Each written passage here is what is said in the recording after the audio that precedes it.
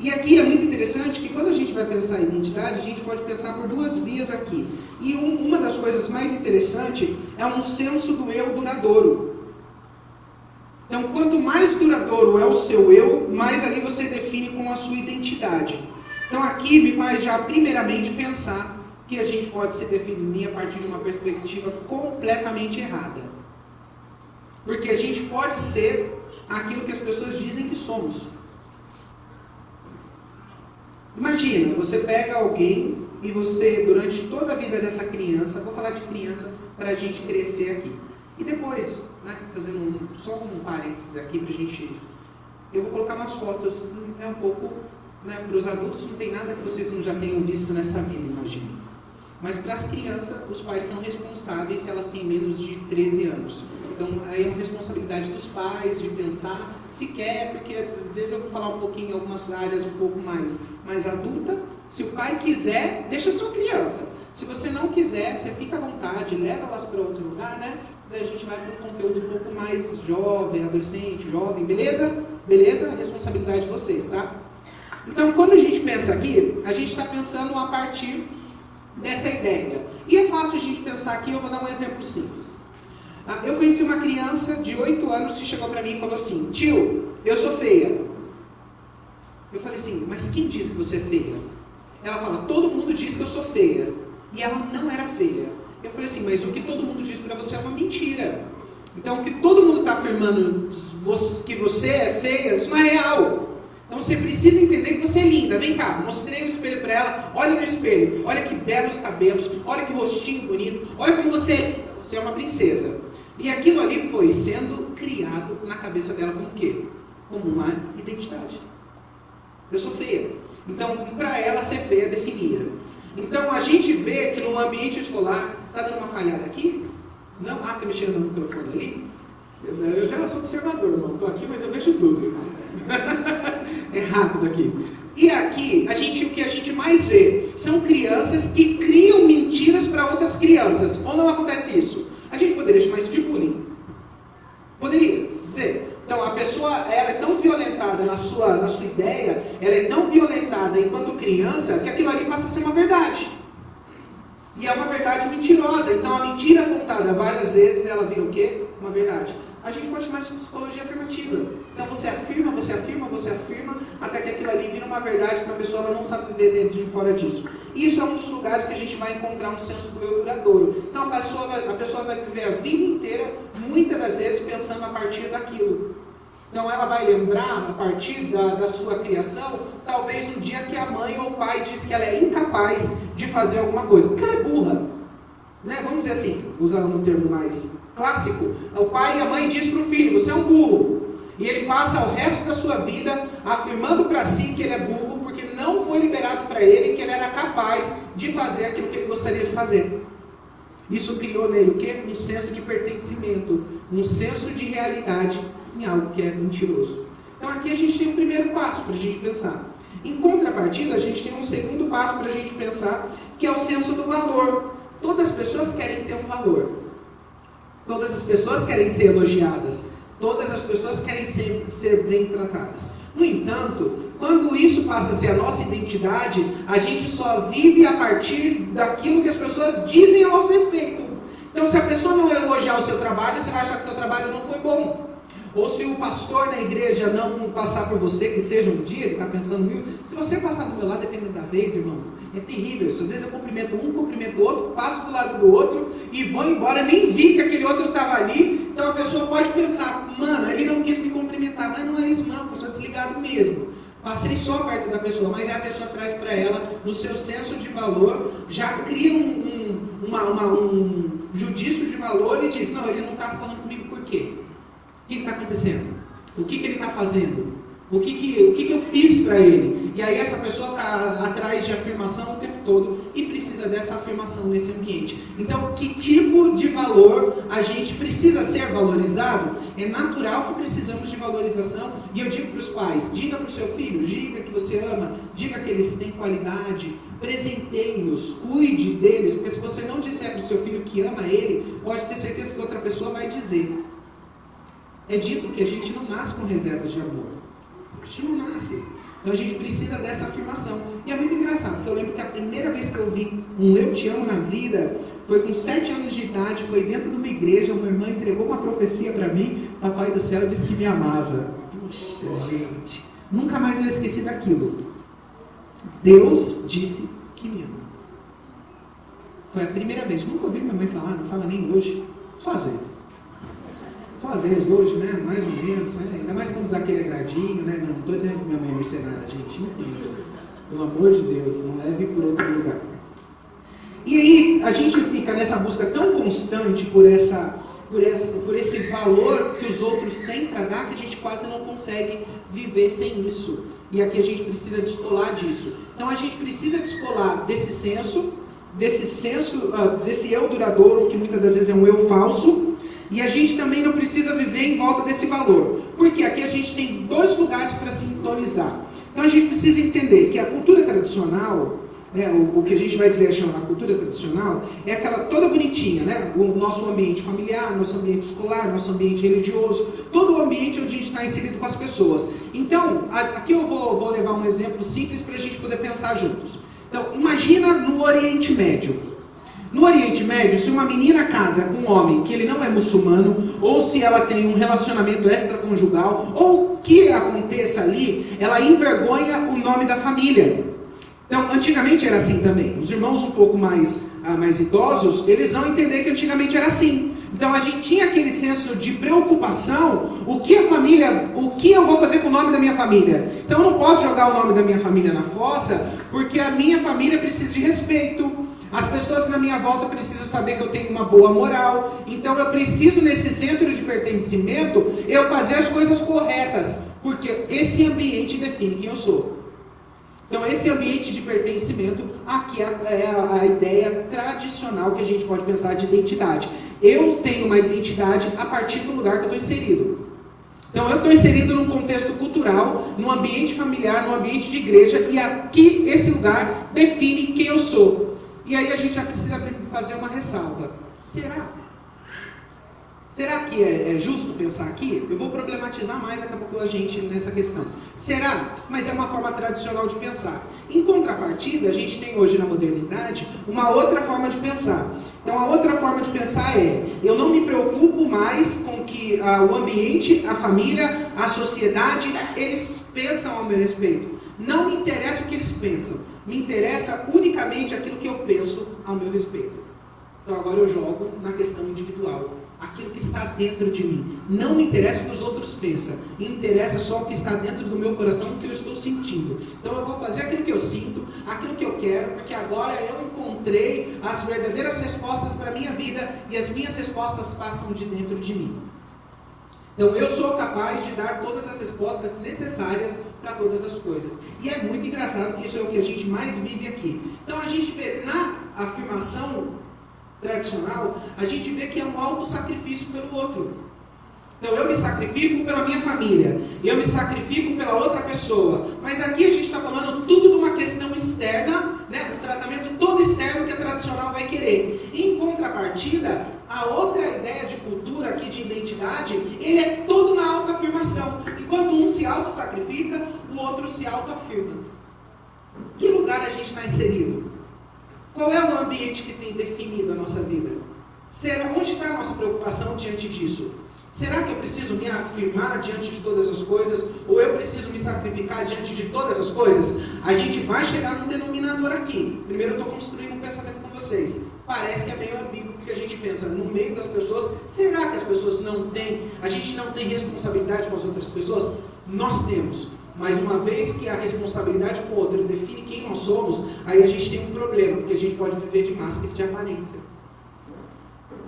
Então a gente cria um personagem para cada situação. E é isso que vai acontecer. Então eu estou no meio dos amigos, eu vou criar um personagem. Eu estou na escola, eu crio outro. Eu estou no meio da família, eu crio outro. E eu estou dentro da igreja, eu crio outro.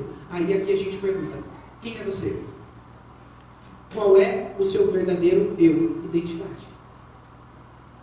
E aí a gente faz essa leitura. Todos os ambientes, eu sou a mesma pessoa que eu estou dentro da igreja?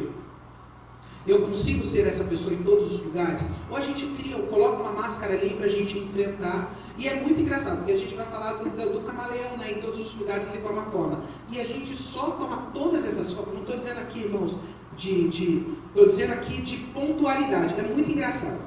E isso me faz pensar, né? Que é muito engraçado mesmo. Eu vou contar para vocês daqui a pouco algumas coisas da minha vida pessoal, mas eu vou de antemão dizendo uma coisa. Eu lembro quando eu estava na Candaia com os meus amigos e todos eles, e uma coisa me chamava muita atenção. Porque quando eles estavam naquela euforia do divertimento, eu sempre dizia para eles, Jesus é real e se a gente morrer a gente vai para o inferno. Então imagina só, naquela vibe toda, naquela curtição da balada, e alguém chegar em você e falar, se você morrer você vai para o inferno. E eu lembro que tinha gente que pegava o carro e ia embora. E aquilo ali era uma definição. Por quê?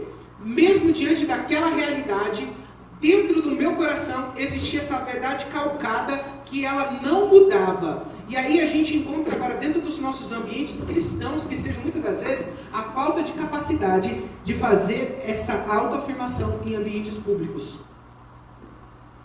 Nós não fazemos. Por quê? Porque a gente foi jogado por um ambiente que a gente chama de ambiente privado. Viva a sua fé no privado. Faça o que você quiser dentro da sua igreja e dentro da sua casa. Porque o ambiente público não é válido para a sua fé. Em contrapartida, Deus está fazendo o quê? Nos tirando desse lugar privado que a gente pode chamar da comunidade e nos levando para outro lugar. Aquilo que o pastor Anderson disse para a gente atuar em todas as esferas. E eu digo que Cristo, Ele é Senhor de tudo, de todas as coisas. Toda autoridade foi dada para Ele nos céus e na terra. Então, se foi dada autoridade para Ele, e Ele deu autoridade para a igreja, todos os lugares é nosso. E a gente precisa invadir todas as esferas. Para isso, a gente vai precisar, cada dia que passa, se descobrir mais. E é muito engraçado que quando eu penso nessas duas formas, eu encontro essas duas formas incorretas em si.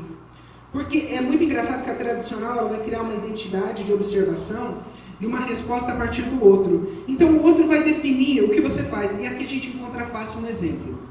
Sabe aqueles exemplos um pouco mais antigos, que se o pastor não der a última palavra, a pessoa não faz nada? Eu acredito que nós precisamos ser submissos aos nossos pastores, isso é real. Mas o pastor da última palavra é como tirar você do seu lugar de decisão. Porque e é muito engraçado, eu vi uma jovem esses dias, numa conversa, o pastor falou, se você não casar com esse menino, você vai ser infeliz. Esse é o homem da sua vida, você precisa casar com ele, e ela casou com ele, e já começou um casamento novo, infeliz. Será que todas as respostas estão realmente naquilo que as pessoas dizem? Vou dizer que a gente vai encontrar um outro lugar de melhores respostas. Nós iremos encontrar aqui no decorrer. A gente vai encontrar a melhor resposta para a nossa verdadeira identidade. A gente vai chegar lá. Vocês vão entender. E aqui, por outro lado, é muito engraçado, porque aqui a gente cria, dentro desse ambiente, um ambiente moralista. Porque dentro desse ambiente, é aquilo que o pastor estava dizendo, dentro da igreja eu sou uma pessoa, em casa eu sou completamente diferente, então eu agrido a minha esposa, eu violento a psicologia, o psicológico dos meus filhos, e eu consigo manter esse lugar, mas para a sociedade eu sou bom. E aqui mora um real problema. Por quê? Uma pessoa perguntou para mim no Facebook, então você está me dizendo que esse pai de família foi um ótimo pai de família, teve uma vida sem problemas, sem defeito, nunca bebeu, nunca fumou, nunca usou droga, nunca fez nada, morreu, era uma ótima pessoa, morreu e foi para o inferno. Aqui em contrapartida, eu tenho um jovem que matou, fez um monte de coisa errada, nos seus últimos segundos de vida, ele aceita Jesus e vai para o céu. Me dá uma resposta. E é engraçado aqui. Porque as pessoas começam a olhar a partir da moral. A partir da moral que é desenvolvida no ambiente moralista. Então eu estou olhando para um cara que tem uma vida boa e eu estou achando que a vida dele é santa. Quem disse? Porque aí, quem vai sondar as profundezas e os ocultos do coração é o Eterno. O Eterno vai chegar no lugar de conseguir entender todas as coisas que nós não entendemos. Então essa pessoa socialmente ela tem uma boa reputação. E é isso que a gente vive no nosso ambiente religioso. Socialmente eu tenho uma boa reputação. Mas e nas profundezas do nosso coração? Quem nós somos de verdade? Quem nós somos? Realmente quem somos? E a gente precisa entender aqui. Porque aqui dentro existe a falsa identidade. E a falsa identidade ela vai tentar pegar todos os tipos de pessoas. Até os convertidos. Até os convertidos. E a falsa identidade ela vai querer pegar o quê? E é o que é mais simples a gente vê hoje. E eu discuti esses dias com uma pessoa na internet, por quê? Porque essa pessoa estava super valorizando uma falsa identidade. E para mim, a homossexualidade é uma falsa identidade. Ela não é real, porque ela não foi criada na originalidade. Ela não foi criada no seu momento original de criação do mundo. Então, para uma definição de criação de mundo, que nós cremos que Deus criou o mundo e tudo que nele habita, todas as coisas que nele está, Deus criou. Então existe ali uma falsa identidade pós o pecado. E as pessoas agora tomam essa identidade como sendo a sua personalidade. Então a minha identidade vira homossexualidade. Quem disse? Quem disse? E é muito engraçado que a gente ouve até de boca cheia, né? Eu sou ladrão. Né? Eu já ouvi isso. Meu irmão foi envolvido no tráfico de droga. Então ele dizia, eu sou ladrão mesmo. Então ele pega o pecado, faz o pecado virar a sua identidade. E agora a sua identidade parte a partir daí. Está errado, irmãos.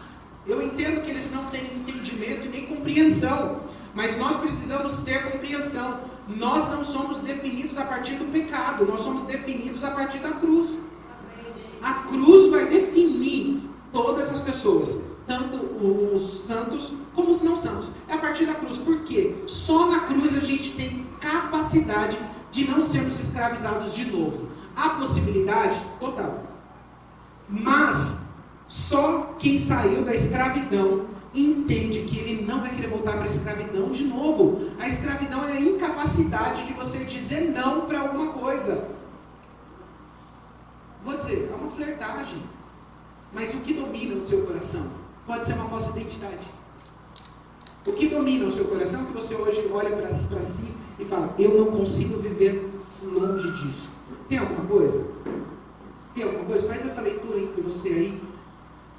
Olha dentro do seu coração, sei que o Espírito Santo vai jogar luz em você. Existe alguma coisa que eu não sei viver sem? Se estiver alguma coisa, cuidado. Pode ser uma falsa identidade. Pode ser algo que não pertence a você. Porque nós temos toda a liberdade em Cristo. Porque foi para a liberdade que Ele nos chamou. Não é simples, irmãos, aqui dizer sobre isso.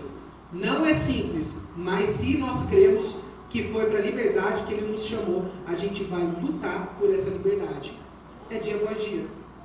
Como o Provérbios vai dizer, a luz, porque a vereda do justo é como a luz da aurora, vai brilhando dia após dia, até ser manhã perfeita.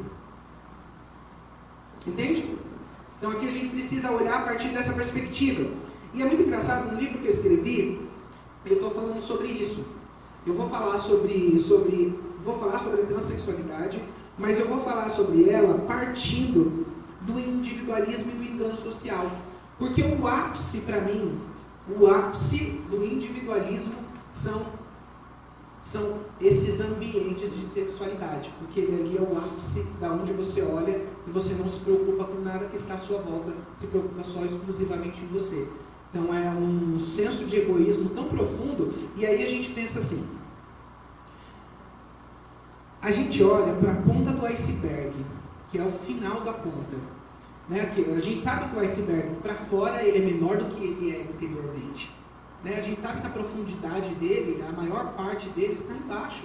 E aí a gente olha a ponta aqui como o ápice. Não, a gente precisa olhar o que está dentro. E olhar o que está dentro é o que antecede todas as coisas. O que antecede uma sexualidade incorreta? Aí é o lugar que a gente trabalha. Então, para as pessoas que aconselham jovens, ou querem entender como aconselhar jovens nessa área, você precisa entender o que está por baixo disso. Porque se você não entende o que está por baixo, você não ataca o lugar correto. E aí a gente precisa atacar o lugar correto. Onde que é? Irmãos, tem arrogância, tem orgulho, tem tantas coisas que está impregnado no meu coração, está impregnado no seu coração, que precisa ser revelado. Porque enquanto esse lugar não for vencido, a gente vai estar em constante quedas e levantos. Quedas e levantos. Por quê? Porque a gente precisa bater na raiz. E a raiz é mais dura do que parece. A raiz ali é profunda. Porque a gente sabe, né? João Calvino ia dizer uma frase que é muito interessante. O coração do homem é uma fábrica de ídolo. O nosso coração vai fabricar ídolo o tempo todo. E aí a gente muitas das vezes não vai conseguir definir quais são os ídolos do nosso coração.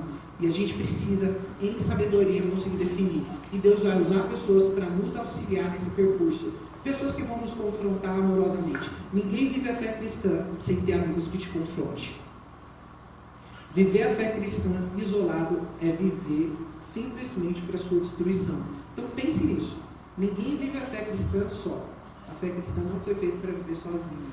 Ela foi feita para viver entre irmãos. Ela foi feita para viver juntos. É juntos que a gente vence. Não é sozinho. É com o outro. É com o outro. A gente precisa do outro. Jesus já disse, Jesus é a definição do outro. Porque ele se define, eu e o Pai somos um. A unidade entre o Pai, o Filho e o Espírito. E essa unidade precisa existir entre nós. Então a gente precisa, irmãos, ninguém vence sozinho. Eu sei que para os irmãos, macho, né? Macho, homem aí, né?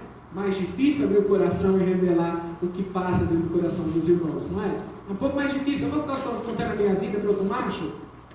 Eu vou ficar contando a minha vida para outra pessoa? Não, irmãos, a gente não vence só, nós precisamos de ajuda, porque no momento que a gente abre o nosso coração à cura, confessar as nossas culpas uns aos outros para que haja o quê? Cura!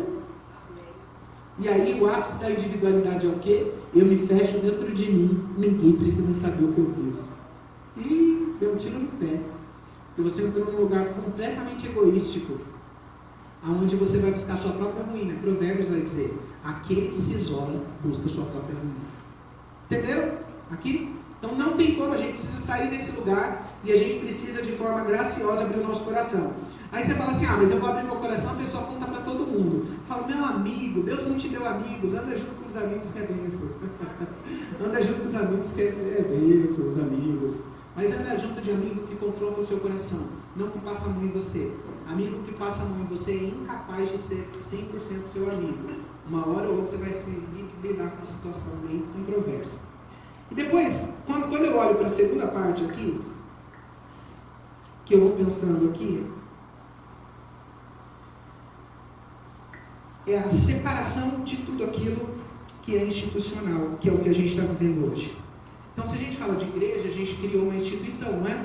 Então, hoje, tudo que o mundo quer ir contra são todas as definições de instituição. Então, eu sou contra a instituição da família, porque é uma instituição, não é? Sou contra a igreja, porque é uma instituição, foi instituída. Eu sou contra autoridades, porque foi a autoridade instituída. Então, aí a gente vive contra isso. Eu sou contra tudo que é instituído, menos contra o meu coração egoísta. Menos contra ele. Porque aqui, o que as pessoas estão pensando? A pessoa está pensando assim hoje: eu sou capaz de dar todas as respostas para todas as coisas que eu vivo. Então eu estou olhando para o meu coração e eu estou divinando, eu estou colocando o meu coração no lugar divino. Eu coloco o meu lugar, tanto, não só o coração, eu coloco o meu coração no lugar divino. E aí, um dos autores que mais curto, o Jonas Madureira, ele vai dizer também que a gente coloca a razão no lugar do divino. Então aqui a gente tem que humilhar a razão, a gente precisa humilhar a razão e a gente precisa acender o coração. Entenderam aqui? A gente precisa acender o coração, fé, esperança, movimento. Em compensação, a gente precisa iluminar a razão precisa ser humilhada. Porque na época pós-iluminismo, a gente está pegando aqui, né, há uns 500, 600 anos, a gente vê que pós daí, eles criaram tudo a partir da razão. Então a razão é capaz de dar todas as respostas. E quando a razão começou a dar todas as respostas, eles pegaram a fé, jogaram a fé para um andar de cima, que é assim que Francis Schaeffer vai chamar. Ele joga para um andar de cima. Quando ele joga a fé nesse lugar de cima, agora ele joga a razão no andar de baixo. Quer dizer, que agora o que está no andar de cima precisa ser comprovado a todo custo. Então eu preciso disso que está no andar de cima, de ter comprovação. E a mente é incapaz de conseguir todas as respostas, mas ele sabe, se eu não tenho todas as respostas, eu vou criticar tudo. Então eu vou criticar todas as coisas aqui, eu parto de uma ideia crítica, porque se eu conseguir chegar aqui no ápice, eu critico todas as coisas e eu consigo movimentar o mundo. E a partir daí, isso é 100 anos de história, a partir daí eles começaram a criticar as escrituras. A partir daí, eu comecei a criticar o que o apóstolo Paulo... Gente, ninguém critica tanto quanto eles criticam o apóstolo Paulo. E esse dia escrevi no Facebook: eu prefiro ficar com o apóstolo Paulo do que com a capacidade de vocês de pensarem. Escrevi esses dias. E para um bom entendedor, eles pegaram bem rápido ali. Porque quando eles pegam o apóstolo Paulo, começam a criticar o apóstolo Paulo, no entanto, tem um pastor aí famoso na mídia, que ele vai dizendo que o apóstolo Paulo estava em seu delírio escrevendo Romanos. Estava delirando ao escrever Romanos. Uma das cartas mais lindas das Escrituras. Por quê? Porque ele está jogando a razão capaz de responder todas as coisas. E eu fiz uma pergunta para um dos meus professores, né? Porque eu vi essa frase dentro de um dos livros e eu falei para ele assim, professor, mas isso aqui que o senhor está ensinando é algo muito perigoso, porque o senhor está colocando a razão no lugar divino, e a razão nossa é incapaz de estar no lugar divino. Por quê? Precisamos desse equilíbrio. Senão eu faço da razão e da minha capacidade ser a minha identidade, e aí eu estou colocando a minha casa onde? Num lugar onde é ambiente onde não tem estrutura, porque a gente fala que é criado na areia. A gente precisa construir isso tudo num lugar onde não cede. A nossa identidade precisa estar construída num lugar onde não caia.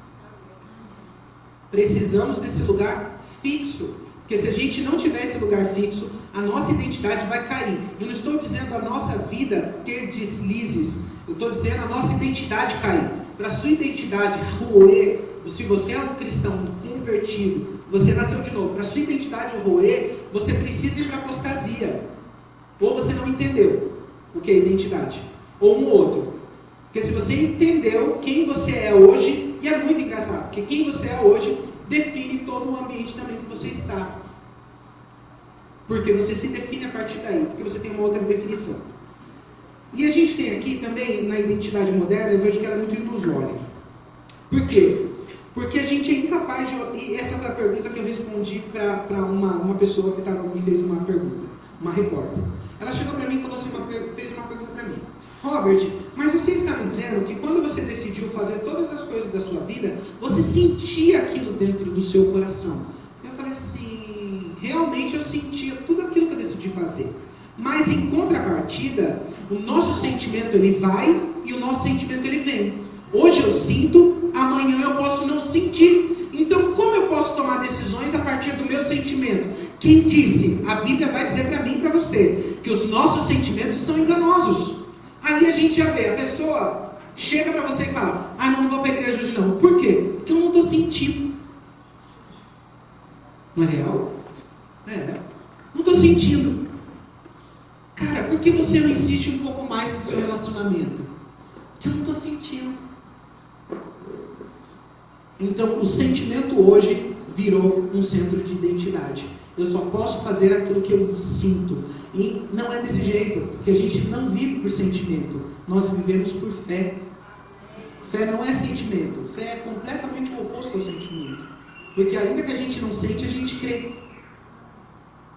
A gente sabe que Deus está aqui. Você está sentindo Ele? Tem hora que é mais perceptível. Tem horas que a gente está um pouco menos perceptível. Mas nós em fé sabemos que Ele está aqui. É como uma pessoa vai perguntar, mas me prova que Deus existe. Mas me prova que Ele não existe. Se você me provar que Ele não existe, beleza, tu ganhou meu argumento. Ele não vai provar nunca.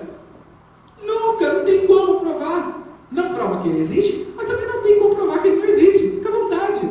E aí quando a pessoa pergunta para mim isso, a pessoa está nesse discurso, está falando com a pastora que eu cuido de crianças e pré-adolescentes que já estão se definindo a Deus. Por quê? Eles estão mergulhados na internet, estão desenvolvendo no segundo idioma com profundidade, capazes de entender no jogo, no videogame, na música, em tudo isso. Eles conseguem ter o segundo idioma, está ouvindo coisas que você nunca vai ouvir nem na sua vida. Estão lendo coisas que nunca nem passou na sua cabeça. E como a partir daí a gente entendeu o ambiente que a gente está sintonizado. A gente precisa entender que a gente está com uma geração Y. É a geração que eles já nasceram no celular. Eles já nasceram com a informação na palma da mão. O que fazer com isso? Precisamos, eu vou dizendo assim, eu aponto para os jovens da minha idade, de 27 anos, de 25 anos para cima, eu vou dizer, a nossa obrigação agora, nós temos daqui para frente 20 anos para a gente conseguir mudar uma cultura. Para mudar uma cultura é preciso 20 anos. Isso tem dados sociológicos que definem isso. Com 20 anos a gente consegue. Então a nossa responsabilidade é mudar a forma das pessoas verem fé hoje. É a nossa responsabilidade nossa, porque daqui a pouco as crianças que estão aqui estarão sobre o nosso pastoreio. Se estarão sobre o nosso pastoreio, e agora é a hora da gente entrar em ação. E eu entendo que as igrejas têm feito isso, no entanto, tem se aberto para tema, falando de coisas que a igreja não falaria tão cedo. Não é? A gente está se abrindo. Por quê? A gente precisa dessa capacitação para a gente enxergar essa geração, porque essa geração está num ambiente onde o que define a identidade deles é ilusório. E aí é engraçado que agora eu vou conversar com vocês um pouquinho quem sou eu? Ou quem fui eu? Né? Porque era um eu duradouro e a gente vai entender. Você colocou aí, para eu poder passar aqui? Beleza, vai lá.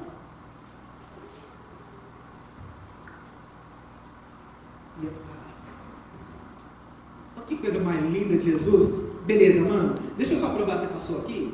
Beleza, foi. Aí. Irmãos, que coisa mais linda de Jesus, né? Fala a verdade. Ai, pastor Lucas, meu amigo. Que bebê lindo, né? Esse bebê sou eu. Gente, continua lindo. Só o olho não é azul mais desse jeito, eu sei lá. Não, o narizinho também deu uma mudada. O Xixa tá quase igual, né? Mas... E aqui é minha mãe. Então, aqui, ó, é o momento do meu batismo. Minha mãe batizou todos os filhos na igreja católica, né? A gente entende que eles tinham medo que os filhos fossem para o inferno, né? Se não fosse batizado. Essa é a ideia da igreja católica, não é? Que se não é batizado e ele morre, ele não encontra o seu lugar de paz e descanso. Por isso que eles batizam as crianças, né? Essa é a ideia. Só que ali eu não tinha muita decisão, né? Eu fui fazer o que eles decidiram por mim e eu fui batizado. E é muito engraçado que eu fui batizado em tudo, daí depois de decisões. Eu vou falar para vocês. E aqui sou eu, ali eu era bebezinho, aqui 1 ano, estou em processo de desenvolvimento. E aqui são os meus irmãos. Puxa, gente, foto antiga é feia que dói, né? Caraca, se eles souberem que eu faço isso, eles me matam aí. Não estou ali não, eu sou menorzinho sou menor que ele. Então ele está aqui pequenininho, eu acho que aqui eu não tinha nem nascido. Mas eu só estou colocando para vocês poderem enxergar que é minha família. São umas bestas, maravilhas. E aqui é meu irmão mais velho, aqui é o meu irmão Robson, a Jana e o Richard. Então nós somos em 6, o Rodrigo não apareceu aí, nem eu. Mas nossa família é uma família longa, né? Antigamente fazia bastante filho para sustentar os pais mais tarde. Não, tô brincando, irmão, isso não é real assim não. Hã? Vocês estão rindo, mas é verdade, né? Fala a verdade! Não é? Não tinha essa cultura, irmãos? Tinha, não tinha? Tinha sim. Não, porque o povo era pobre, o brasileiro foi muito pobre, né? Hoje é pobre, mas tem dado uma melhorada, né? Antigamente o salário mínimo doía, era R$200, 298. Teve época que foi 150, não foi, irmão? Salário mínimo? Hoje, né? Não adianta muita coisa, as coisas valem o dobro. Enfim. E aqui a minha avó, Dona Joana, com o meu no colo. Gente, eu faço uma análise quando eu olho para ela. Não é a análise correta, mas eu faço isso só para a gente chegar numa ideia, só para eu dar uma demonstração do que eu quero dizer. Eu digo que ela pagou o pecado em vida. Porque ela abdicou da sua liberdade, ela era avó, ela ficou solteira muito cedo e decidiu cuidar de todos os filhos com a minha mãe. Então a minha mãe, nessa época, entrou na separação com o meu pai. Então os dois se separaram e a minha avó decidiu vir cuidar dos netos, 6 netos, enquanto a minha mãe voltava para a escola para ir para o mercado de trabalho. Então nessa época entrou a separação e a gente já começa a ver questões aqui pontuais que a gente vai pensar.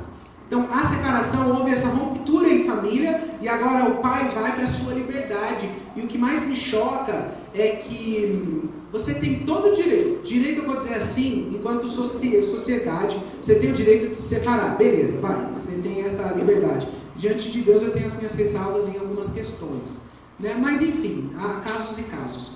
Mas, quem disse que é dado o direito de se separar dos filhos? Quem disse?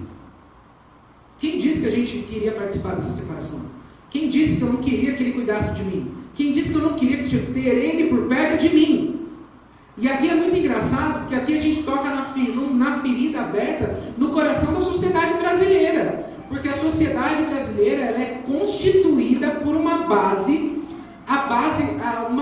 já que é mãe solteira sem o pai presente. Porque as índias foram violentadas na sua feminilidade, no seu ambiente. E a partir daí, quantas índias na colonização do Brasil foram mães solteiras? Quantas? É uma cultura impregnada.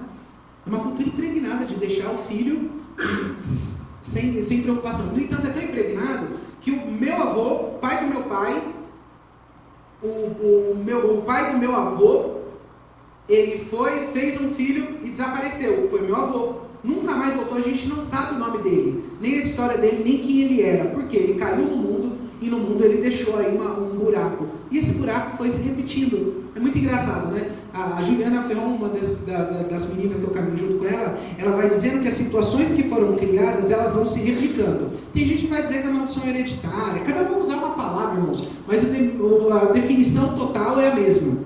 Cada um usa de um jeito, mas isso é engraçado que vai se repetindo. Quantas vezes a gente não vai repetir situações que a gente já viveu e quando a gente vê, a gente está sendo oprimido por uma situação que a gente não deveria ser oprimida por ela mais, que a gente já venceu aquela situação, mas ela nos oprime. Por quê? É um ciclo. Parece que a gente quer voltar de novo naquele lugar. E isso foi a realidade da família. Homens, pais que foram pais que abandonaram os filhos. No entanto, dos meus irmãos que estão ali, eu tenho 1, 2, 3, 4. 4 dos meus irmãos são 4 homens, eu não posso ter filho hoje. Então imagina que os 4 deixaram as esposas e os filhos. Uma replicagem. Deixaram as esposas, mas não deixaram as filhas, mais ou menos. Um deixou, outro deixou também, o outro, só um não, que a personalidade dele era um pouquinho mais, né, uma personalidade mais séria, que ele conseguiu dar continuidade, enfim. Então minha avó teve cuidado de todos os filhos, e ela foi a empregada doméstica da casa durante aproximadamente aqui uns 25 anos. Empregada doméstica de 6 filhos, mais a minha mãe, quando não vinha outras pessoas que moravam em casa, enfim, ela era empregada doméstica de todo mundo, lavava, passava e cozinhava. Imagina o quanto que eu via ela abdicar da sua vida, porque nessa época a gente era extremamente pobre. Então eu via que ela tinha que guardar às vezes um pão que ela tinha com vontade de comer, porque as pessoas não respeitavam o tempo dela de serviço e acabava se alimentando daquilo que era para ela. E isso foi muitos anos, irmãos. Foi muito tempo. Então isso aqui, quando eu olho para ela, eu falo, puxa, eu poderia ter vivido tanta coisa, mas aí quando eu falo com os meus irmãos hoje, parece que ela marcou a nossa história como mãe. Porque ela é o exemplo que estava dentro de casa o tempo todo na educação. E a minha mãe tinha que trabalhar. Eu entendo que ela precisava sustentar a casa. Mas eu vejo que na nossa referência, ficou mais ela como referência do que a minha mãe. E é engraçado que Deus foi muito bom, que antes da minha avó falecer, depois eu chego lá. Olha aí, a coisa mais linda, com 6 anos. Não sei se vocês se lembram aqui, irmãos, mas quando a gente tirava essas fotinhos na escola, né, meio cowboy, né, aquela coisa toda, eita época, né? E aí eu estou nessa idade, e nessa idade eu estou com 6 anos. Conheça seu ídolo. Caramba, mal sabia eu que meu ídolo ia ser eu. Puxa, que ídolo duro. Nessa idade, irmãos, foi a idade da violência sexual. Porque a violência começou com 6 anos. E aí, a violência acontecia sem ter pessoas ali para poder me auxiliar. Quem eram as pessoas que vinham para poder dar o auxílio? Cadê o pai nessa hora? Cadê a proteção? Onde tinha alguém? Não tinha ninguém. E aqui é muito engraçado, porque hoje a gente sabe que a maior parte das violências acontece dentro de casa com alguém próximo da família. Mas a gente pensa, não, o primo não vai fazer isso. Não, o irmão não vai fazer isso. Não vai acontecer nada disso. Isso acaba acontecendo dentro de casa e aquilo ali marca uma criança. Eu estava passando no condomínio onde eu moro e eu vi umas crianças sentadas ali. Enquanto eu passei perto delas, eu falei, Satanás, você quer marcar a vida dessas crianças, né? Porque se marcar a vida da criança, a vida dela jamais será a mesma. Há regeneração em Cristo, todos nós sabemos disso, mas a marca continuam marcas ali, porque a cicatriz foi feita, você viu que criou uma cicatriz, mas existe sempre uma marca ali para a gente relembrar, e às vezes a gente repassa essa marca depois, sem a gente entender. Quando você é pai, quando você é mãe, você replica o comportamento que você aprendeu. Então aqui não tinha ninguém, e é muito interessante, eu tinha 6 anos nessa idade, e aí eu fui crescendo. Então aqui eu já estou chegando com 12 anos, com 6 anos eu já fui violado. Então com 7, 8 anos eu descobri um amigo meu da escola, ele me chamou para fazer lição de casa. Quando eu cheguei para fazer lição de casa, foi o momento que ele me apresentou o submundo da imoralidade através do vídeo. Eu vou falar assim, porque tem criança, tá? Só para não usar a palavra justa, né? Porque eu vou tentar ser mais polido possível, beleza, irmãos? Então ele me apresentou o mundo da imoralidade. Então ele colocou um vídeo para eu poder assistir, e ali eu comecei a ver toda aquela coisa. Foi a primeira vez que eu olhei para aquelas mulheres que estavam ali naquele momento né, que ela tá ali naquele momento sendo possuída. Quando eu olhei para ela, eu falei, puxa, ser mulher é bom, porque ser mulher é querida. Ser mulher é ser protegida, ser mulher é bem tratada. Como é bom, porque eu vi o meu irmão nessa época, o Robson, e ele era extremamente mulherengo. Eu nunca vi um homem tão mulherengo como ele. Eu lembro que a esposa dele, quando eu conheci, eu cheguei e disse para ele, eu quase disse, eu e minha boca grande, né? Acho que a Joyce Meyer escreveu para mim, mas relaxa. Não, irmãos, mas eu quase disse para ele assim, essa que você trouxe hoje, ela é mais bonita do que a que você trouxe ontem. Só que ela já era namorada dele. Se eu tivesse falado, irmãos, eu tinha apanhado muito.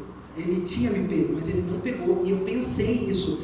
Então eu fiquei naquela imagem que os meus irmãos eram tão mulherengo, pegava tanta mulher, que aquilo ficou fixado na minha cabeça. Então aquilo ficou fixado por duas coisas. Ser mulher era bom, e isso virou uma verdade dentro do meu coração com 7 anos.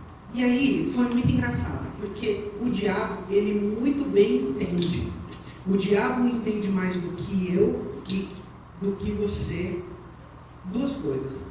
Aquilo que Deus tem para fazer em nós e as palavras que Deus liberou sobre nós. Ele sabe que aquela palavra é verdade. A gente demora a entender isso. Só depois a gente vai compreender, mas o diabo sabe. E a partir daí, as crianças e os ambientes que eu estava, eles começaram a me dar sobre um nome feminino. Então eles começaram a me chamar de Lindinês, começaram a me chamar de Gina, começaram a me chamar de um monte de nome feminino. Isso daqui eu estou dizendo, dos 8 até os 15, constantemente, todos os dias. Então imagina que o diabo já jogou a seta nos meus olhos, eu olho para a mulher, e agora eu passo a desejar a mulher, porque ser mulher é bom, e o diabo coloca na cabeça das pessoas que vão julgando constantemente que eu sou uma mulher. Isso vira o quê? Uma falsa identidade. A falsa identidade começa a viver dentro do meu coração. A falsa identidade pode ser jogada como você é gorda, você é feia, você não vai dar nada certo na vida, você vai ser uma piriguete. Tem menina que ouve isso. Tem. Ouve, não ouve, irmã? Ouve. E isso vai virando em você o quê? Uma afirmação. E essa afirmação começa a ser uma verdade, mas não é uma real verdade, é uma mentira. Então eu comecei a acreditar nisso com toda a minha força. Mas é engraçado, porque nessa época eu ia para a igreja, né? Puxa, se ir para a igreja fosse a solução, né? Puxa, não ia ter problema no Brasil. Porque tem gente que diz que vai para a igreja, mas ele não virou igreja ainda. Mas ele vai para a igreja, né? Mas ele não virou. E a gente pede que essas pessoas que não entenderam o que é ser igreja, virem igreja o quanto antes, né? Porque o Espírito está aí para convencer você e mostrar o seu papel, a sua função. E aí começou o ídolo. Que coisa, né, irmãos? Aqui começou o ídolo. 16 anos eu saio da igreja. A partir daí eu comecei a criar a minha identidade. Então eu entrei dentro desse lugar e agora eu começo a criar quem eu era. Porque a coisa mais engraçada que aconteceu na vida foi eu olhar para o espelho e o espelho dizer para mim quem eu era. E até então não conseguia me enxergar no espelho, mas aqui eu consegui. Foi a primeira vez que eu olhei para o espelho mostrou para mim quem eu era. Eu falei, sou a pessoa mais feliz do mundo. E a partir daí eu internalizei todas as coisas e não me importa o que a minha família pensa, não me importa o que a escola pensava, não me importava o que a igreja pensava. A única coisa que me importava é viver do jeito que eu acreditava que eu tinha que viver. Eu quero ser feliz e que se dane os outros. Não estou nem preocupado com as outras pessoas, com o que eles pensam. Eu estou preocupado unicamente com a minha felicidade, ainda que a minha felicidade custe todas as coisas. E é muito engraçado, porque a partir daí o diabo apresenta para a gente o quê? Um ambiente positivo, um ambiente de pessoas que vão aceitar a sua afirmação. Então agora a gente muda o ciclo da cultura e a gente vai para um ambiente social afirmativo, que é onde? Onde pessoas iguais se reúnem. Então eu vou me reunir com as pessoas que pensam que nem eu. Foi muito engraçado, porque quando eu entrei numa balada foi a primeira vez que meus olhos abriu e eu sempre fui maltratado e rejeitado. E quando eu entro dentro daquele lugar, irmãos, que eu dou de frente com as pessoas ali, em abraço, aquela coisa toda, eu falei, achei meu povo. Sério, achei minha tribo. Achei um lugar que eu preciso viver para sempre. Cara, achei o paraíso. Porque é real. Se há uma desvalorização de quem você é, né? A gente não está em busca da valorização, mas ela é necessária. Se há uma constante desvalorização de quem você é, você vai ter baixa autoestima, você não vai conseguir lidar com algumas questões. E eu lembro que nessa época a minha vontade, Deus foi muito bom. Hoje, Deus é bom também, mas nessa época eu praticava muito esporte.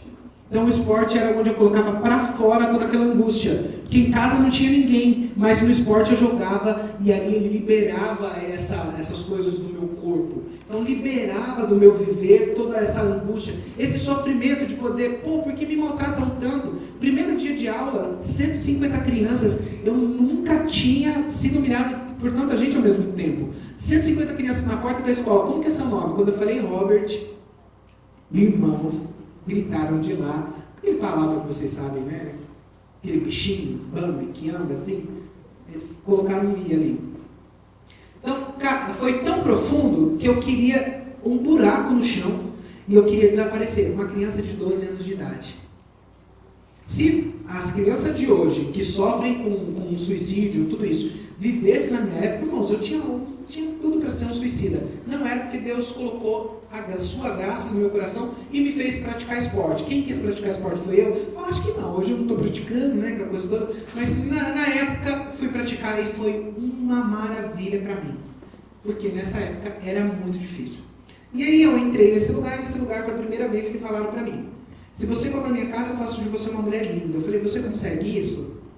A pessoa falou que consegue. A partir daí, eu comecei a deteriorar tudo aquilo que eu era. Então, a partir daí, eu entrei numa guerra e era muito engraçado. Que eu chegava nas madrugadas e falava: quem sou eu?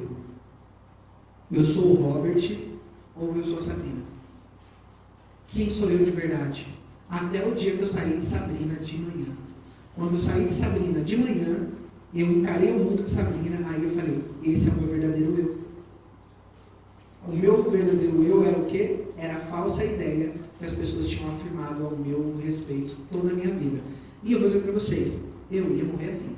Ninguém ia me tirar desse lugar. Por quê? Ninguém tira uma pessoa desse lugar se não for o próprio Deus.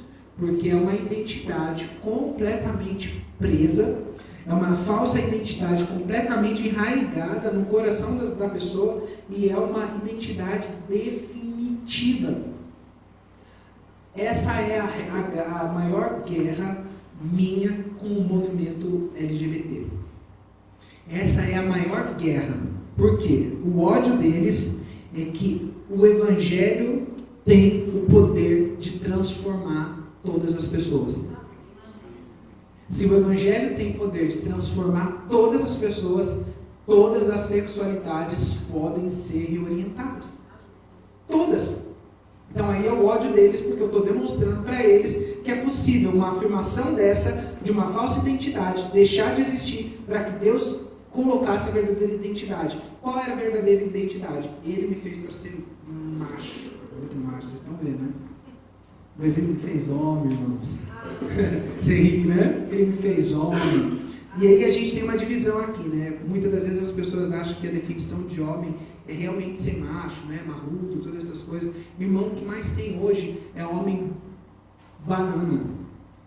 E eu tenho pastores que saíram da homossexualidade, pastores sérios saíram da homossexualidade, casado, pai de família, que é obrigado a ensinar homem no gabinete a ser homem. Isso é uma humilhação. Porque o homem, ele passa disso, da sua aparência. O homem tem a ver com a atitude do seu coração, a sua hombridade dentro do seu coração. O quanto que você tem a atitude de homem em todos os sentidos. Você tem que ter a atitude de homem na provisão de casa, você tem que ter a atitude de homem em cuidar da sua família, e você tem que ter a atitude de homem enquanto sacerdote da casa. Você tem toda essa responsabilidade. Mas é mais fácil terceirizar, né? Na igreja eles aprendem de Deus, na escola eles aprendem de educação, e dentro de casa eles fazem o que eles quiserem, porque o meu tempo não é para eles.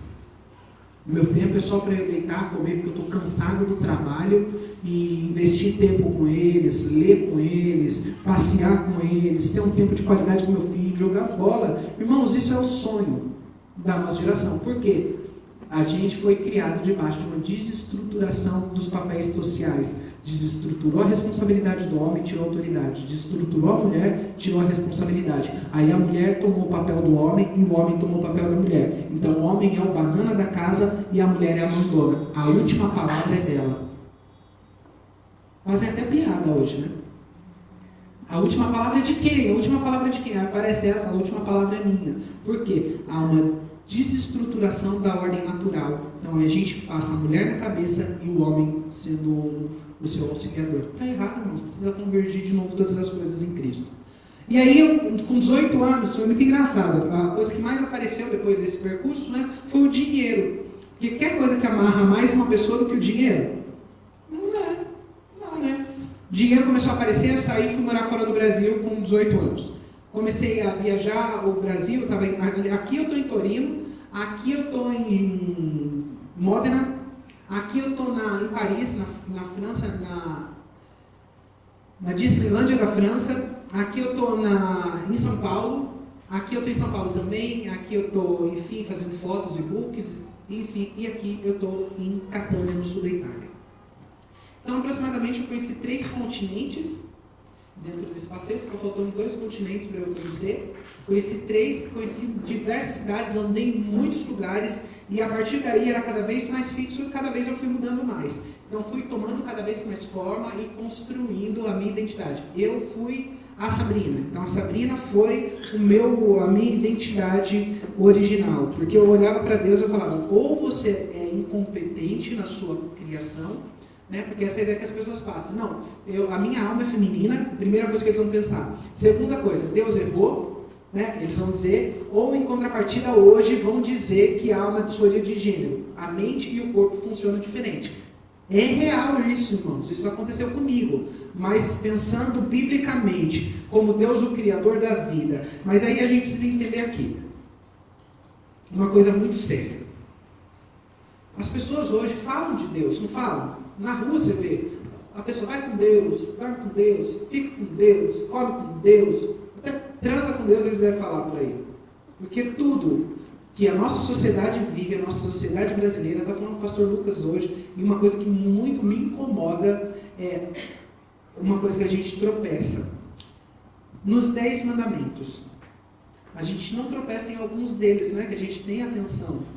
Não matarás, não adulterarás, não dirás falso testemunho, mentira. Mas a gente não faz atenção numa coisa, irmãos. Nós falamos o nome de Deus em vão. Para e pensa quantas vezes você usa o nome de Deus de forma banal. E quando nós usamos o nome de Deus de forma banal, nós perdemos a autoridade que há no nome dele, irmãos. É a mesma coisa a autoridade que há no nome de Jesus. A gente não pode falar à toa, porque tem poder. Há poder no nome de Jesus. Segura no máximo. E se você segura, passa um mês aí, 1 mês, 2 meses, 3 meses, falando no momento correto. Quando você falar, você vai ver que há virtude. Mas a nossa sociedade banalizou, porque ele sabe, o inimigo sabe como nos enganar. Mas a gente não se atenta. Então o nome de Deus não pode ser dito em vão. Precisa ser dito no momento propício, para a glorificação do seu nome. Não simplesmente naquela piadinha, né? A gente está ali, aconteceu alguma coisa, meu Deus, que coisa, né? Acontece isso. E aí, esse tempo foi o tempo que eu já tinha tomado todas as decisões. No entanto, todas as decisões que eu estou dizendo aqui para vocês. Como eu entendi que a minha cabeça e o meu corpo funcionaram, eu estava indo para outro lugar e agora eu lembrei. Por que eu estou dizendo do nome de Deus em vão? Porque a sociedade vai dizer que Deus é um só. Né? Deus é um só. E vai definir esse Deus, essa sociedade define esse Deus como amor. Deus é amor. Está errada essa frase? Agora eu vou refazer isso. Me diga uma coisa. O amor é Deus? O amor é Deus? Vocês entenderam que as pessoas estão colocando o amor no lugar de Deus. O amor não é Deus.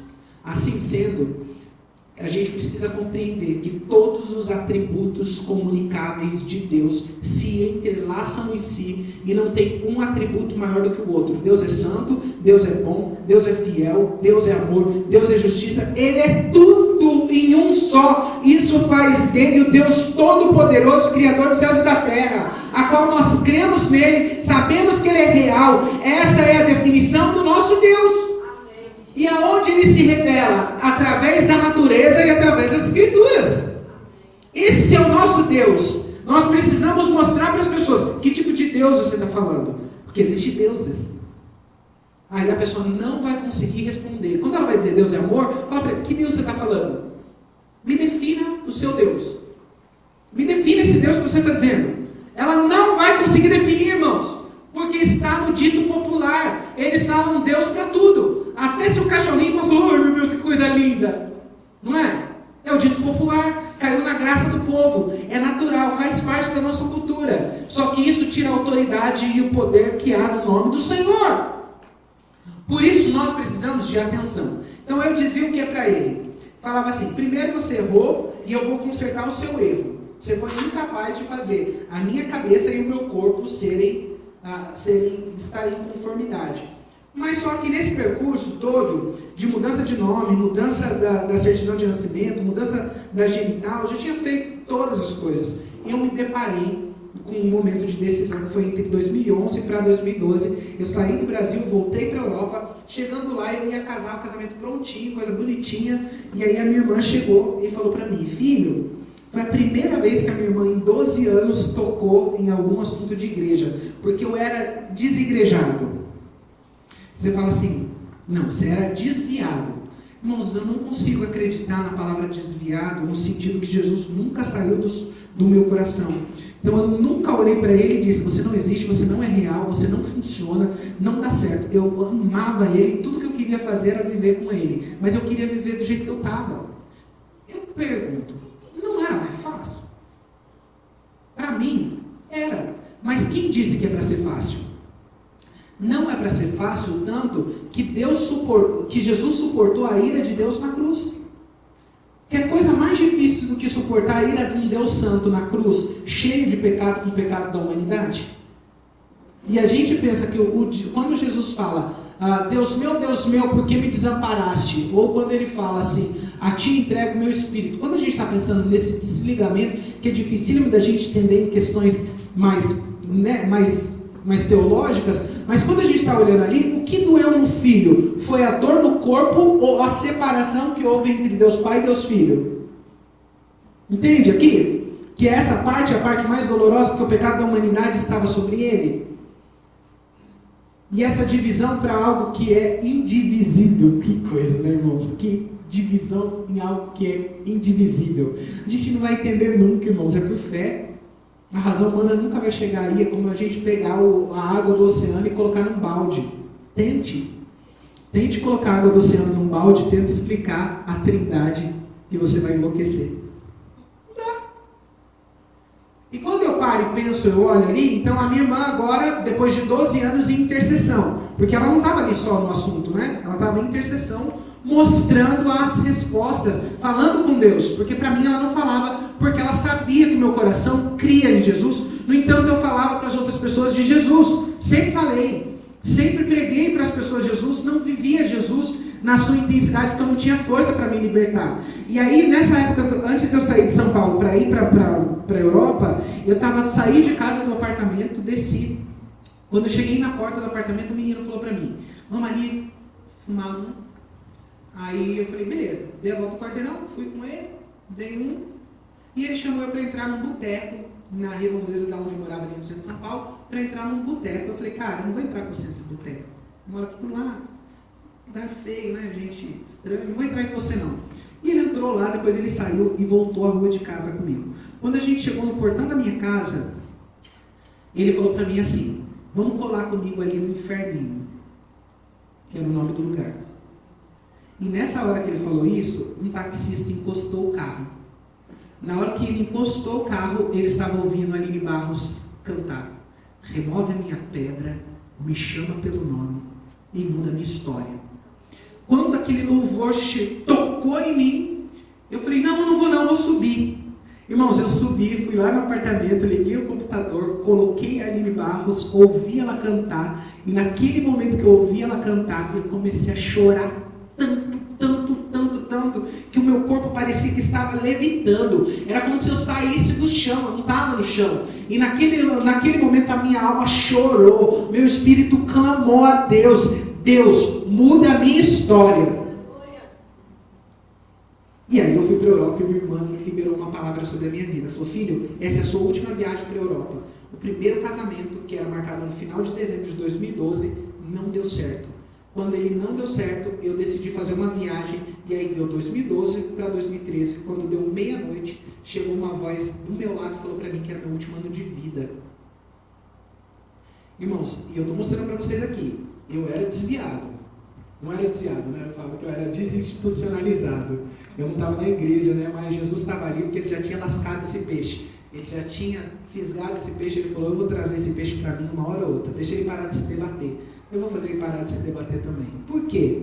Irmãos, ele nos elegeu nele antes da fundação do mundo. Ele nos elegeu nele. Antes de todas as coisas existirem, ele já nos conhecia. E Jeremias vai dizer que ainda que a gente era uma massa informe, ele já sabia o nosso nome. E aí eu fiz uma outra viagem, acordei de manhã, depois dessa voz ecoou. Eu tive um coma alcoólico em fevereiro, nunca tinha acontecido, rolou uma foto minha na internet, um vídeo meu na internet, eu parecia um cadáver. Imagina, né? Todo cheio de pompa, chega ali, dá um barraco, passa mal, vai parar para o hospital, o povo roubaram meu sapato, roubaram meu passaporte, meu celular, chave de casa, levaram tudo, me deixaram menos 5 graus no meio da rua, descalço, sem nada, aquela coisa, toda aquela vergonha, e esse vídeo rolou, minha irmã viu. E a minha irmã falou para mim, filho, o que você está fazendo na sua vida? Eu falei, não sei.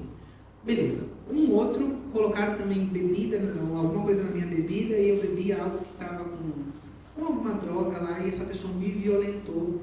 Mas essa pessoa me violentou longe de casa. Essa pessoa me pegou em casa para ir jantar. No meio do caminho me deu alguma coisa para beber, eu bebi. Tinha droga ali, essa pessoa me violentou e me deixou em casa, na cama. E aí eu me questionei, falei, nossa, mas como uma pessoa comete um crime e não deixa essa pessoa na rua? Qualquer câmera que pegasse essa pessoa, ele ia ser preso no mínimo de 12 anos. A gente está falando na Europa, a lei funciona melhor um pouco. Então, eu ia ficar 12 anos, o cara teve muita coragem, me colocou lá, eu fiquei pensativo. E aí eu falei com um outro amigo meu, eu falei, olha Renê, você sabe que eu preciso do passaporte europeu, eu preciso ter acesso a outros países, eu queria ir para a Suíça e para a Austrália, e só o passaporte europeu ia me dar essa abertura.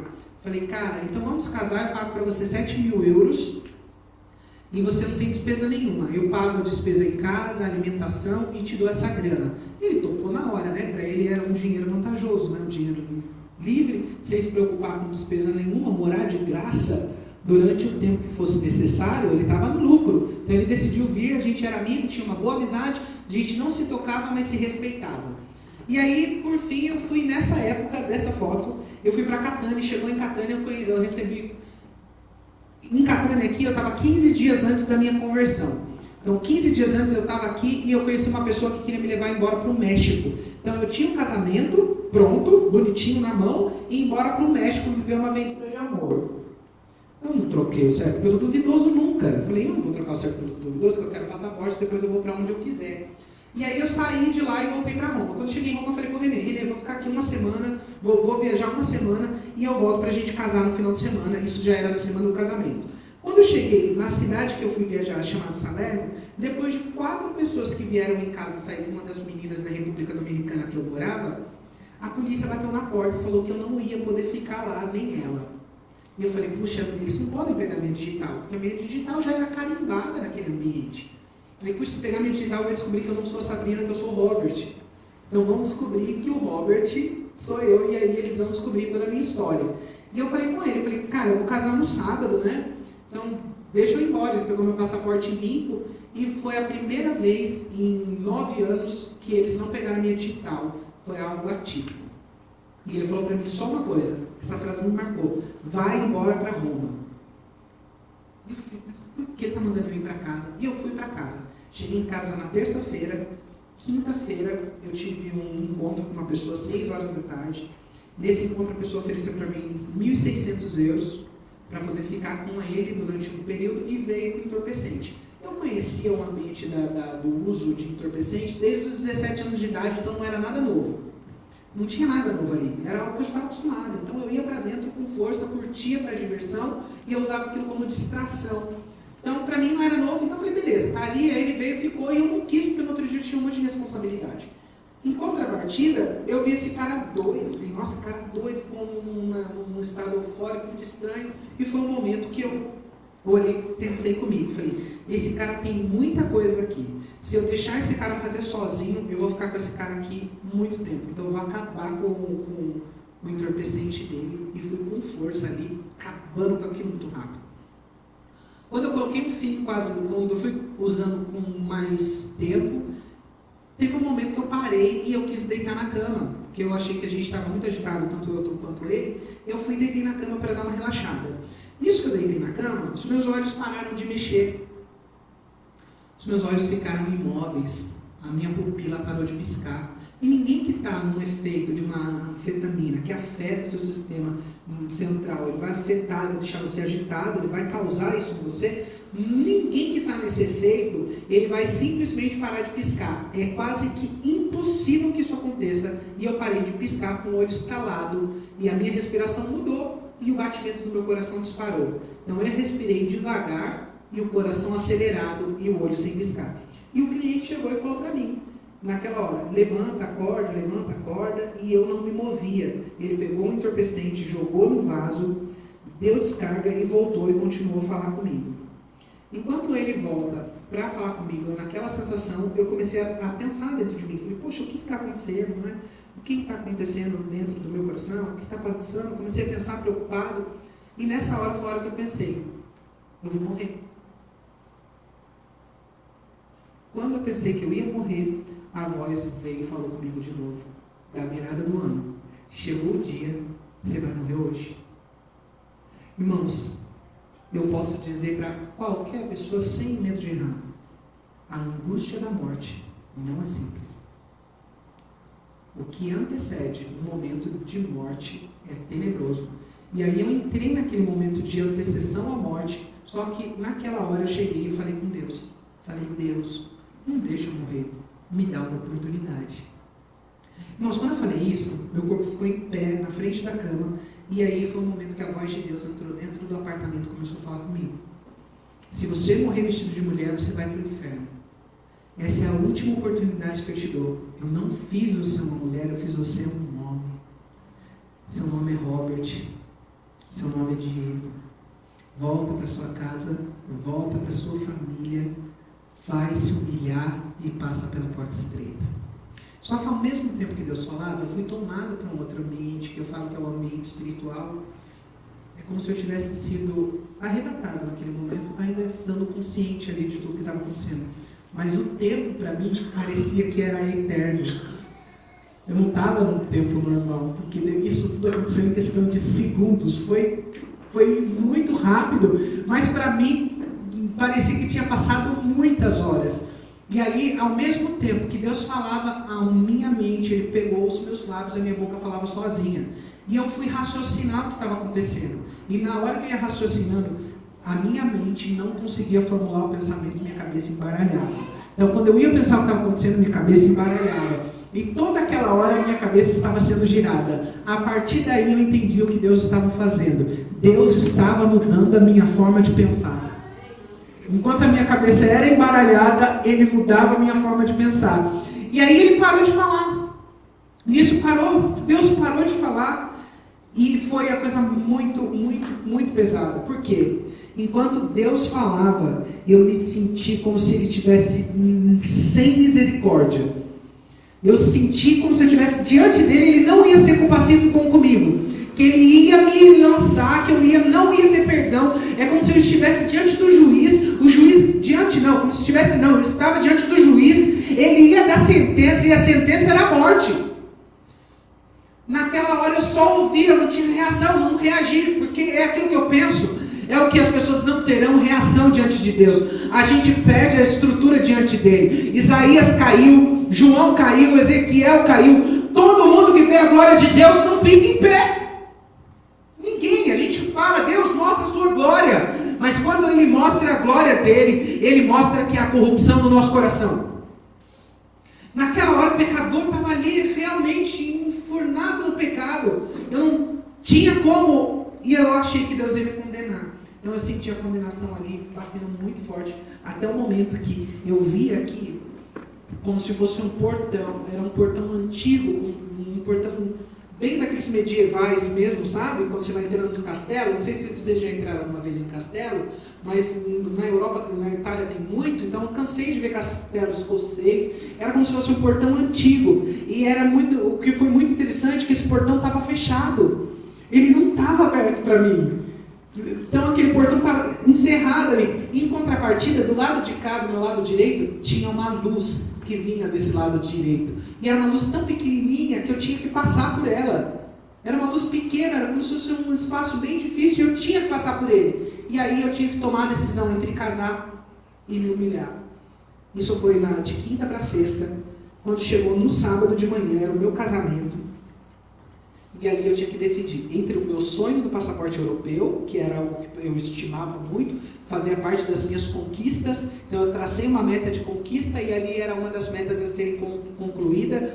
Quando eu cheguei no René e falei: René, não vou casar com você, eu vou embora para o Brasil. Nossa, o René deu um sorriso, que eu nunca vi aquilo. Ele poderia se opor, mas não se opôs, sorriu e falou: vai embora mesmo, e vai viver a sua vida. E foi muito engraçado. Aí eu cheguei e fui procurar a passagem aérea para poder voltar para o Brasil. E a grana que eu tinha, eu deixei o aluguel pago para o René, e o dinheiro que eu tinha na mão era 800 euros. E a passagem estava muito cara, irmãos. Muito caro, muito caro, muito caro. Falei: meu Deus, o que eu vou fazer para eu sair daqui? A passagem estava 2.600, 2.700, 1.800. Estava muito caro. Falei: nossa, o que eu faço agora? Se tivesse como vir de Jangada, eu tinha saído de lá de Jangada.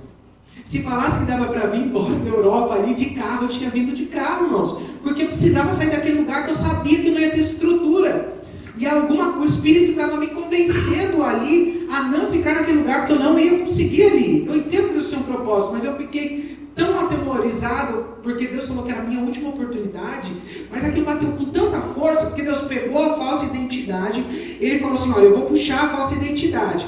Mas para ele puxar, ele bateu com tanta violência que eu sabia que eu tinha que sair dali rápido.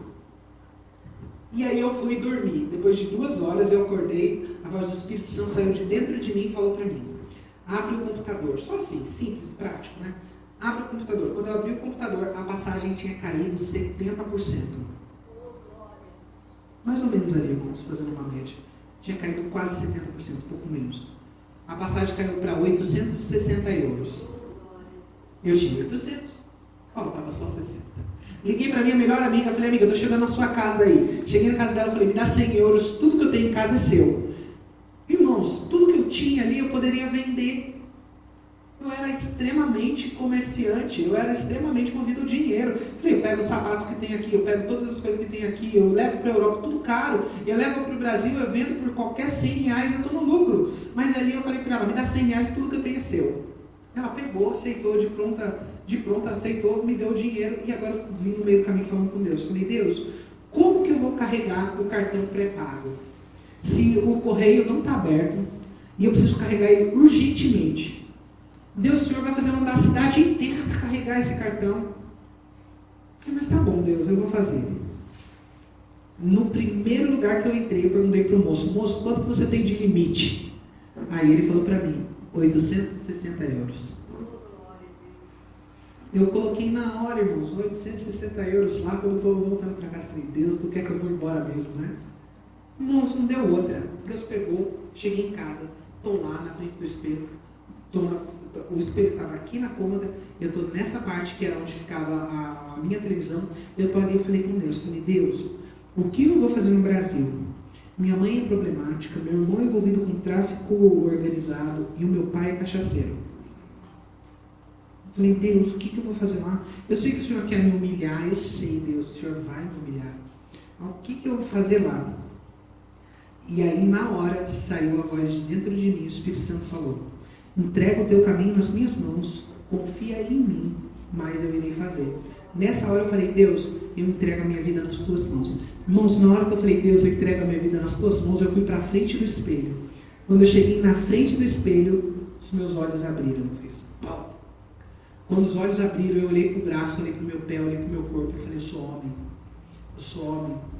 Naquele momento, Deus revelou a minha verdadeira identidade. Naquele momento Ele tocou na minha identidade. Naquele momento Ele mostrou quem eu era. Naquele momento eu olhei para mim e me enxerguei. Falei, cara, eu sou homem, o que eu fiz na minha vida? Irmão, chorei arrependidamente. Ali naquela hora, como se eu tivesse voltado aos meus 15 anos, onde tudo tinha parado. A partir dali eu fui dar continuidade. É como se eu voltasse, acordasse de um sonho. Acordei ali. E aí o Espírito Santo me trouxe ao meu coração depois de um tempo. Lembra da onde caístes? E eu voltei no mesmo lugar. Foi muito engraçado. Porque todas as coisas que eu vivi a partir dali eram as coisas naturais. Eu voltei naquela idade, com 27 anos de idade, vivendo o que um adolescente de 15 anos viveria. Tive que voltar para a escola, tive que fazer todas as coisas, refazer todas as coisas, voltar na igreja que eu saí, refazer todas as coisas que eu tinha quebrado. Então eu voltei reorganizando todas as coisas. Porque Deus é Deus de princípio. E Ele foi tratando minuciosamente todas as coisas que tem tratado até hoje. E aí, eu estou com um mês, não aguentei, né, irmãos? Porque o olho abriu, né? Do jeito que o olho abriu, eu não aguentei ficar muito tempo com a prótese, né? Porque quem é o homem que quer acordar da noite por dia turbinado? Não foi nada legal, mano. Então, com um mês eu tinha grana guardada no Brasil. Então, eu já fui para a mesa de cirurgia e a médica falou comigo, com a minha irmã. Falou, você não precisa fazer isso, você pode ir para a igreja sendo um transexual. Ninguém vai impedir você de viver a transexualidade. Eu falei para ela, doutora, eu não estou perguntando a sua opinião referente a isso, eu estou pedindo para a senhora fazer o seu trabalho.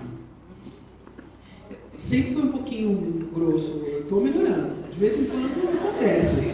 De vez em quando acontece, tem gente que fica até mal. Esse dia eu peguei uma irmãzinha na igreja sem querer, e eu fui um pouco mais direto com ela, ela ficou até com a carinha murcha assim. Aí eu, puxa, não podia ter falado para ela assim, mas eu já tinha respondido, ela perguntou de novo a mesma coisa, só com outras palavras. Eu, puxa. Enfim. Aí eu fui com um mês e tirei a prótese. E aqui eu com a minha irmã, nós dois juntos, ministrando na igreja desse pastor, um amigo meu da cidade de Itu. Aqui estou eu com os meus amigos da nossa igreja, o Luiz, o Tiago, enfim, os meninos que caminham comigo todo o tempo. O Tiago casou, o Luiz casou, todo mundo casando. Eu acho que eu estou ficando pra tio, né? Poxa, que coisa. Tem umas meninas aí me querendo, né? Não estou querendo, não. Cada coisa que aparece, cada bagulho, só Jesus. Enfim, aqui é o pessoal do Júpiter, são os meus amigos também, estão sempre comigo. E a partir de aqui é o pessoal do meu trabalho, enfim. E aí vai indo, são as pessoas que estão comigo. O Josué é pastor, meu amigo, ali. São as pessoas. Aqui, gente, desculpa, mas eu peguei o Sandro aqui porque ele só dorme. E aqui é o meu pastor, né? A gente juntos aqui indo para um casamento, enfim. A verdadeira identidade e a falsa identidade. Aonde você tem construído a sua identidade, aonde sua identidade ela está construída. É aqui que a gente começa a pensar juntos. Por quê? Porque a gente pode construir nossa identidade num relacionamento. A gente pode construir nossa identidade em cima de um amor. Eu não vivo sem esse amor. Eu sou esse amor, eu sou essa pessoa, eu sou essa realidade. Quem te disse? Porque a gente precisa entender que não existe redenção que não venha de fora do indivíduo. O indivíduo é incapaz de produzir redenção nele mesmo. Então, quando eu olho aqui, eu não poderia. Então, essa identidade ela era muito cavucada dentro de mim. Mas Deus sabia muito bem onde bater. Ele bateu no ídolo. Ele podia ter batido em todos os outros lugares. Ele bateu, destruiu. E a partir daí, Ele me deu uma nova identidade. E eu entendo que Deus quer dar uma nova identidade para você. Então, para isso, a gente precisa entender algumas coisas aqui. Agora, vamos entender qual é a verdadeira identidade. O que a gente precisa pensar. Então, aqui há 3 caminhos para a gente entender. E eu defini 2 para vocês. As pessoas que olham para fora de si, então eu sou aquilo que as pessoas dizem, no ambiente que eu vivo, eu preciso viver para agradá-los. Aqui é a primeira. A segunda é, eu sou aquilo que eu desejo ser e eu faço tudo que o meu coração me pedir. Então eu não vou negar nada ao meu coração. Então aqui a gente olha para Eclesiastes 2, Salomão dizendo que tudo que o meu coração teve vontade de fazer, eu ofereci a ele e eu fiz todas as coisas. Aqui é o segundo lugar. Que é o lugar eu faço tudo. Sabe o Capurdin vive hoje como se não existisse o amanhã? Então é isso que está acontecendo aqui. Esse é o outro coração, que é o coração do que a gente vê hoje na nossa sociedade. Em contrapartida, então, depois a gente tem a questão de olhar a partir de agora, que a gente não olha nem para fora e a gente não olha nem para dentro. Nós olhamos para cima. Então não é em volta, não é dentro. Eu olho para cima. Porque Ele sim vai conseguir me mostrar qual é a verdadeira identidade. Então a minha verdadeira identidade passa por aquele que me define. Então eu te constituí antes de todas as coisas, que você vá e seja profeta das nações. Chamado de Ezequiel. Ezequiel foi chamado. Então Deus, antes de todas as coisas, definiu ele para um propósito. Então aqui a gente entra naquilo que o pastor Anderson estava falando. Então o propósito do outro, aquilo que o outro vive, não é aquilo que Deus me chamou para viver. E eu preciso entender que Ele já definiu para mim o que eu serei e o que eu farei. Então a partir daí eu olho para Ele, Ele é meu paradigma. Então agora eu tenho um ponto de convergência. Eu tenho um lugar para quem olhar e eu tenho um modelo a seguir. É o Cordeiro de Deus, é o Cristo vivo. Por quê? Nem o tradicional e nem o moderno. Nós fomos criados por um Deus pessoal e recebemos de Deus uma missão pessoal. Então nós precisamos chegar a esse entendimento da minha identidade a partir daquilo que Deus definiu para mim. Quem eu sou a partir da definição de que Deus me definiu. E aqui a gente derruba toda a ideia da sexualidade. Toda. Aqui o castelo da sexualidade cai inteiro. Por quê? Porque quando a gente se converte, a gente precisa entender que agora todas as coisas precisam voltar ao seu ponto de origem.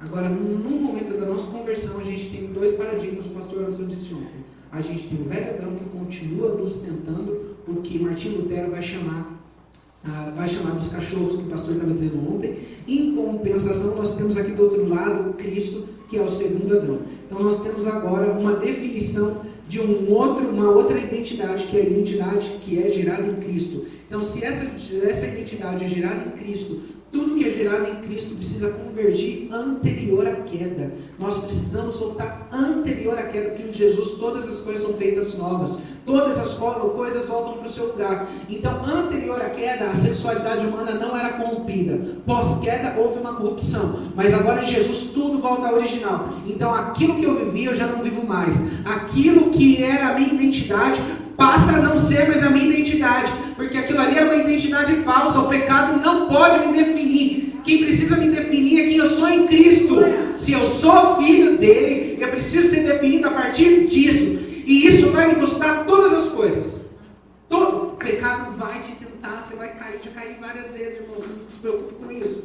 Vou dizer para você, você vai cair, tu vai levantar, você vai cair, você vai levantar. Não fique caído, porque o coração caído é um coração obstinado. Ele não quer cura. Coração obstinado. A gente vai ver Romanos primeiro aqui, 4 definições antes queda.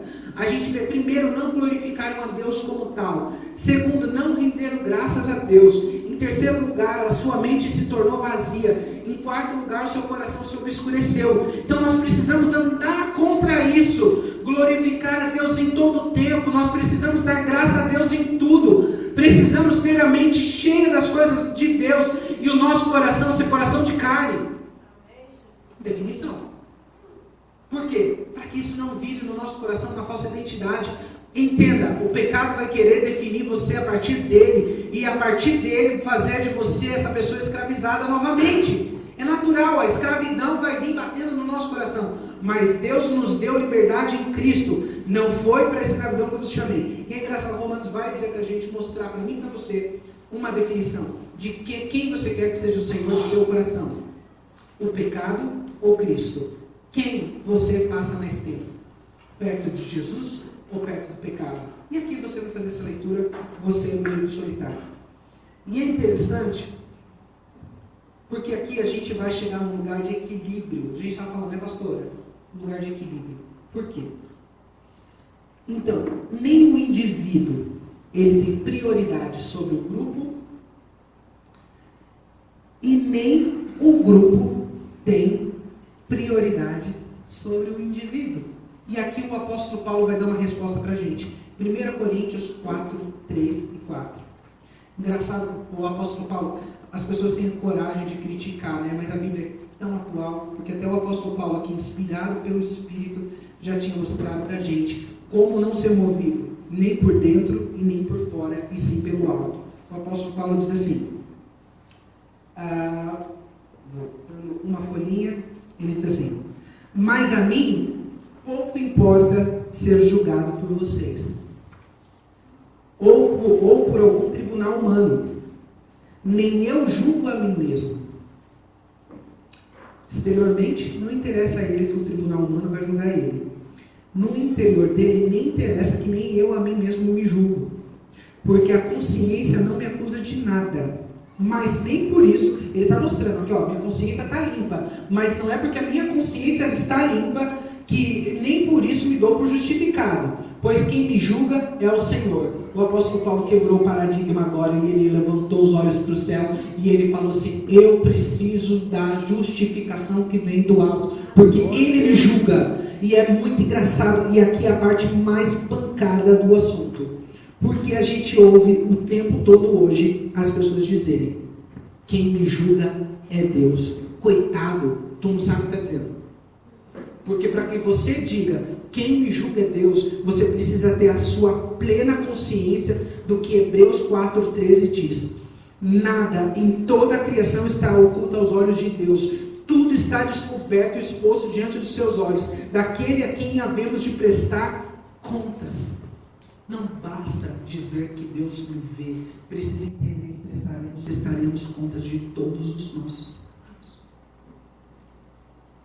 É Deus que nos julga, os nossos olhos precisam estar no alto, só que os olhos dele estão em todos os lugares. E se o meu entendimento e o seu estiver, que Deus nos enxerga milimetricamente, a gente vai entender que ele enxerga o nosso coração, terra aonde ninguém enxerga. Só quem sabe do nosso coração sou eu e ele. Ele é ele que sabe o seu coração também. Então, quando a gente olha para o alto, o nível sobe. Quando a gente está aqui, o coração pecaminoso, em um ambiente de pessoas onde são pecadores, onde não vivem em pecado, são pecadores, a gente se depara com essa realidade. Mas agora, quando a gente olha para o alto, a gente está olhando porque é santo, imutável. Então a gente está num nível mais alto, aí requer da gente muito mais responsabilidade. Muita responsabilidade, então a gente precisa se dobrar diante dele, porque ainda que o nosso coração nos condene, ele é maior do que o nosso coração. Cara, é sensacional isso. Eu curto muito. E andar com Deus significa que os olhos dele e a sua opinião estão o tempo todo. E é muito engraçado, quando ele está dizendo para Abraão, ande e ser perfeito, ele está dizendo assim, ali no hebraico, o que aquilo quer dizer? Quer dizer, é andar junto em intimidade com amigos que não se soltam. Que não tem como você fugir, vocês estão juntinhos, ele vê todas as coisas. Então o nível para a gente fica bem mais alto. E quando vamos encontrar nosso eu? Nós vamos encontrar quando a gente parar de tentar encontrar e servir a nós mesmos. Em vez disso, nos entregarmos em serviço a Deus e à medida que nos entregamos ao outro e depositamos a nossa fé em Cristo. É aí a gente para de olhar para a gente, olhar para a moralidade, a gente olha para ele e é muito engraçado. Esse tempo eu estava em casa e eu estava passando roupa, eu estava em guerra, nos meus momentos de guerra, eu sou humano, não consigo ser perfeito, sabe?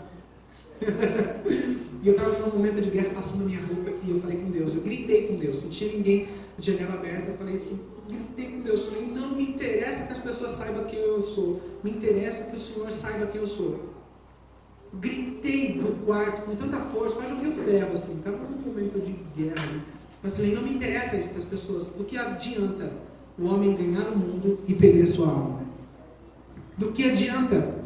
Não adianta nada. E eu estava em guerra com Deus ali, eu estava brigando, porque a gente briga, eu amo ele e ele me ama.